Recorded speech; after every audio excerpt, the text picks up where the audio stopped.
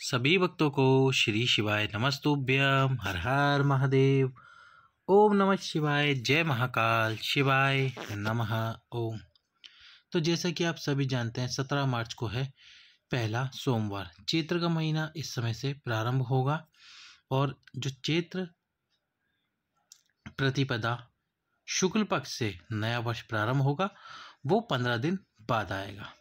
तो अभी चैत्र कृष्ण पक्ष प्रारंभ होने वाला है, फाल्गुन समाप्त हो चुका है।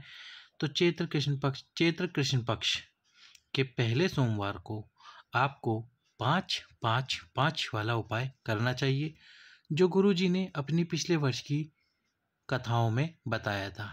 कैसे करना है आपको ये उपाय? 5-5 वाला 7 सोमवार या फिर 5 सोमवार, 7 या फिर 5 सोमवार आप इस उपाय को कर सकते हैं। यदि किसी सोमवार को बीच में ना जा सके तो कोई बात नहीं, पर जिस सोमवार को ना जाए उस सोमवार को ना गिने और 7 सोमवार लगातार 5 वाला ये उपाय अवश्य करें। इसमें आपको 5 कलश जल लेना होगा। एक ही कलश से 5 बार समर्पित कर सकते हो। 5 बेलपत्र लेने होंगे, 5 दुर्वा दूबा लेनी होगी और 5 पुष्प लेने होंगे। सफ़ेद पुष्प या कोई भी पुष्प आप ले लीजिए। इसके बाद आपको क्या करना है? भगवान शंकर के मंदिर में जाना है। इन सभी में से सोमवार के दिन ये सभी वस्तुएं लेके जानी है और इन सभी में से एक एक वस्तु समर्पित करनी है तुमरुकेश्वर महादेव के नाम से। कौन से महादेव? तुमरुकेश्वर महादेव के नाम से। एक समर्पित करोगे तुमरुकेश्वर महादेव, फिर एक समर्पित करोगे तुमरुकेश्वर महादेव, फिर एक समर्पित करोगे तुमरुकेश्वर महादेव। और आप सभी जानते हैं ना ये 5 वस्तुएं क्या है। सबसे पहले बेलपत्र समर्पित करना तुमरुकेश्वर महादेव के नाम से, फिर एक दुर्वा तुमरुकेश्वर महादेव के नाम से, फिर उसके बाद में पुष्प समर्पित करना और फिर कलश से जल समर्पित करना तुमरुकेश्वर महादेव के नाम से।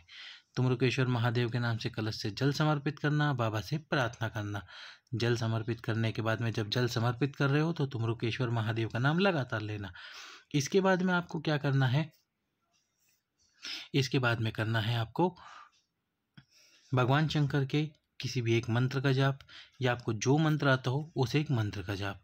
इसमें आप पंचाक्षर मंत्र बोल सकते हैं, षडाक्षर मंत्र बोल सकते हैं, या फिर श्री शिवाय नमस्तुभ्यम बोल सकते हैं। जितनी बार आप बोलना चाहे, 3, 5, 7 या फिर 11। याद रखना जितनी बार आपने बोला है आपको इसके बाद में भी उतनी बार ही बोलना है। जैसे आप कोई भी एक मंत्र बोले, जैसे श्री शिवाय नमस्तुभ्यम मंत्र आपने 7 बार बोल लिया, अब आपको दूसरा बेलपत्र, दूसरी दुर्वा, दूसरा पुष्प समर्पित करना है और उसी कलश में जल भरकर उस कलश से तुमरुकेश्वर महादेव का नाम लेते हुए जल समर्पित करना है। इसके बाद में आपको क्या करना होगा?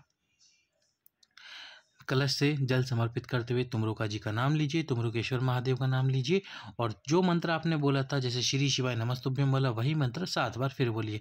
इस प्रकार से तीसरा बेलपत्र, तीसरा पुष्प और तीसरी दुर्वा, चौथा बेलपत्र, चौथा पुष्प और चौथी दुर्वा और 5वां बेलपत्र, 5वें पुष्प और 5वें दुर्वे के साथ आपको ये कार्य करना है।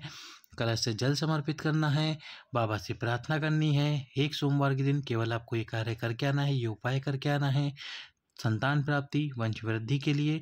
और इसके साथ ही आपको इस दिन व्रत नहीं रखना है। इस उपाय में व्रत नहीं रखना है। यदि आपका पशुपतिनाथ जी का व्रत है तो आप पहले उसकी पूजा करें, पशुपतिनाथ जी के व्रत को पूर्ण होने दें, उसके बाद में इस नियम को, इस उपाय को धारण करें।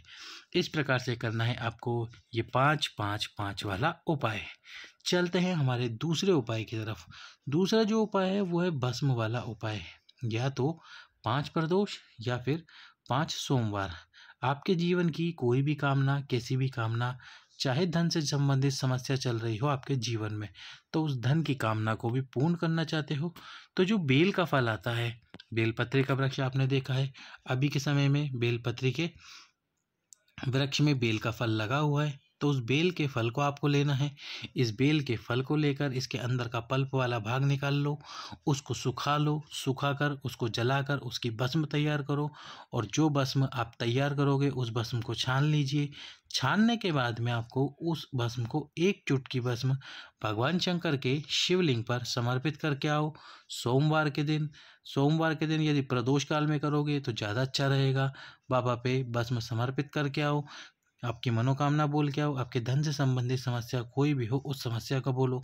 यदि 5 सोमवार आपने उस भस्म को समर्पित कर दिया तो आपके जीवन में धन से संबंधित जो भी समस्याएं चल रही है वह पूरी तरह से समाप्त हो जाएगी।